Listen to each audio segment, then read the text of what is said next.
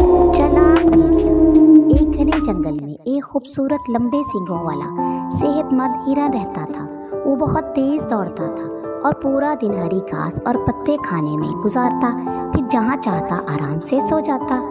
एक दिन तेज चीते ने हिरन को शिकार करने का इरादा किया। जैसे ही चीते ने हमला किया, हिरन अपनी तेज रफ्तारी से दौड़ गया।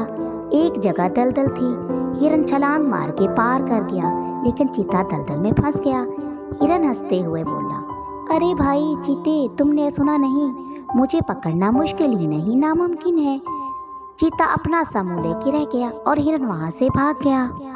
कुछ ही दिनों के बाद एक बूढ़ा हिरन को देख के ललचाया। कितना मोटा ताज़ा हिरन है, अगर मैं इसे शिकार कर लूं तो 4 दिन की दावत का इंतजाम हो जाएगा। लेकिन जैसे ही भेड़िया हमला करने बढ़ा, हिरन ने अपने सींगों से भेड़िए पे जोरदार वार किया, उसे जमीन पे गिरा दिया और तेजी से भाग गया।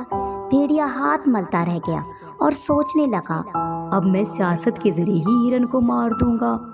कुछ दिनों के बाद एक लंबे सींगों वाला मजबूत काला बकरा जंगल में आ गया और घास चरने लगा।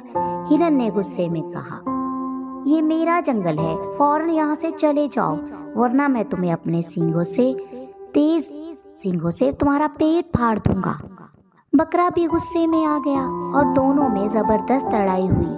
कुछ बकरा हिरन को गिरा देता और कभी हिरन बकरे को। लड़ाई देख के बकरी, मुर्गी, कुत्ता और बंदर जमा हो गए। बकरी ने कहा, तुम दोनों क्यों लड़ रहे हो? सबको इस जगह पे रहने का हक है।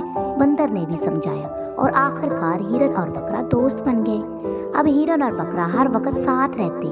एक दिन हिरन दरख्त के नीचे खड़ा जगाली कर रहा था और बूढ़ा भेड़िया आ गया और हिरन पे हमला करने के लिए बढ़ा।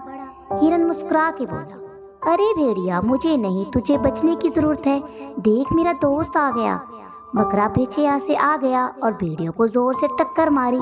फिर हिरन और बकरा मिलके भेड़ियों को खूब मारने लगे। भेड़िया बमुश्किल ही अपनी जान बचा के भाग निकला। भेड़िया जान गया कि ताकत से कुछ नहीं होगा, उससे सियासत का सहारा लेना होगा।